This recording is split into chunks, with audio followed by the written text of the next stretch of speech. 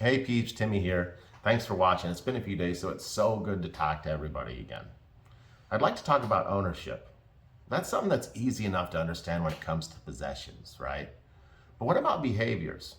I think there's four things that make up a human being. Our mind, or what we know, our heart, or how we feel about things, our body, or physical wellness, and spirit. Say going out in nature and looking at a beautiful waterfall, or going up in the mountains and being overcome with reverence at its beauty. How do we apply ownership to those four aspects? You could picture yourself owning a business, or maybe you do. There's a no-brainer here. It has to be successful. Typically, it has to make money. But even better if it's also fulfilling something meaningful and purposeful in your life. You know what they say, if you love what you're doing, you never work a day in your life.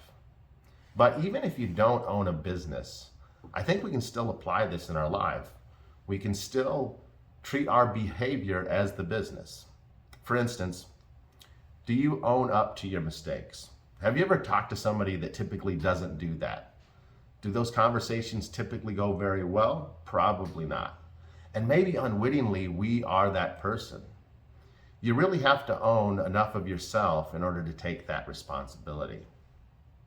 Otherwise, you're going to try and lie and cheat your way out of the situation because you're full of fear and insecurity. And isn't that the case with people that don't have ownership? They're full of fear, they're full of insecurity. You can see it when somebody's screaming their brains out at somebody in public.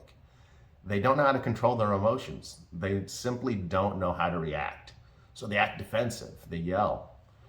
You can hear it when somebody is talking disrespectfully to somebody else.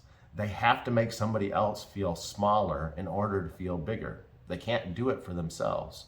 They have to put the light on somebody else's flaws instead of looking at their own. I say every time we think that the problem is out there, that thought is the problem. So take control of your life and be able and willing to respond responsibly. Taking ownership for your behavior is the first step to self-sustaining success and freedom. So be the worthy and full of potential people that you are and go get it. I believe in you.